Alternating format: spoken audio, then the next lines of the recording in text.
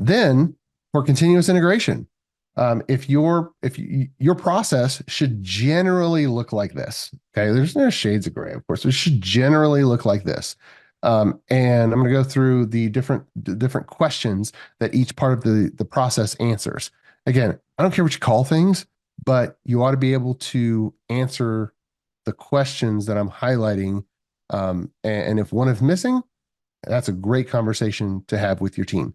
So before any code is written for a particular feature, again, we're talking about a batch size of 1 now. We're driving down to batch size of 1, and we're talking about the practices. We're talking about the engineering practices and processes around it that enable you to successfully drive your batch size down to 1 and thereby stream features through at an accelerating pace.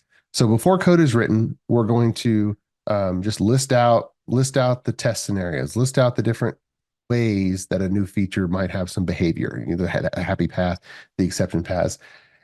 And that answers the question, hey, for this feature, what are the scenarios that are supported? And we're going to make that design decision. Okay. Then the developer is going to write some code, and the developers use the private build, which, by the way, is the first stage of continuous integration. Continuous integration has been proven to be an absolutely essential engineering practice that enables shorter cycle times. And Agile is all about shorter cycle times. So your team should definitely be using continuous integration. We come across so many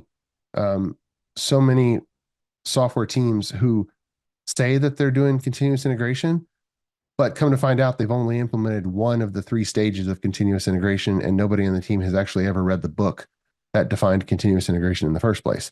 So make sure that your teams are aware of the definition of it. There was a book written in 2006, literally titled Continuous Integration.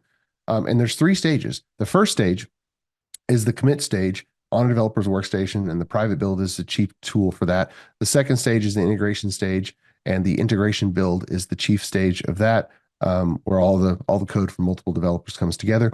And then the third stage is the first deployment and startup, where a new build of the software is automatically deployed to some environment. The software is started up, and some basic checks, some smoke tests are run against it to make sure that software is generally stable and still working and didn't just flat out break.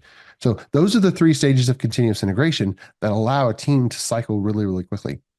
So the private build answers the question for the individual developer: is my change ready to commit to source control? Is the code still stable, or did I just break something? And of course, if it's all good, then they commit to source control and push that forward. And then the integration build runs, mixing the code that an individual developer just changed with code from other teammates. And the integration build answers the question: is the code from all the developers mixed together? Is that code still stable, or did something destabilize it and break something? All right, we go forward. If all is good, we go forward. And then a automated deployment to our TDD environment, our test automation environment. That's the environment where no humans are allowed. A lot of development teams have a dev or a dev test environment where the individual developers do some manual testing, and that's great. There needs to be an environment specifically for the third stage of continuous integration where you run your first post-deploy test. So we do our deployment and we start up the application, and that step answers the question: does this version still deploy and start up without throwing an error? Okay, because sometimes it happens and you want to check it really quickly so you can fix it quickly. All right, if that happens, you go forward after the first deployment. Then we're going to run our full system acceptance tests, and those are automated tests. And those tests require a fully deployed instance of our entire software system, and they're going to run. And that answers the question. That stage answers the question: do all the test scenarios work properly? If we have a login screen and we've defined 3 different pathways through the login screen, guess what? We're going to have 3 different full system tests that go through those scenarios with that login screen and make sure it actually works. And of course, if that's all good, then the developer from the branch for that feature, from the feature branch, can create a pull request, and then Somebody on the team is going to decide whether or not to accept that pull request or not. And that's where your inspection comes into play. Just put a little checklist in that pull request, and that answers the question, does this group of changes in this pull request meet the team standard? And we found a lot of teams actually don't have a team standard. And the approving of a pull request is just kind of based on personalities or whatever it's based on.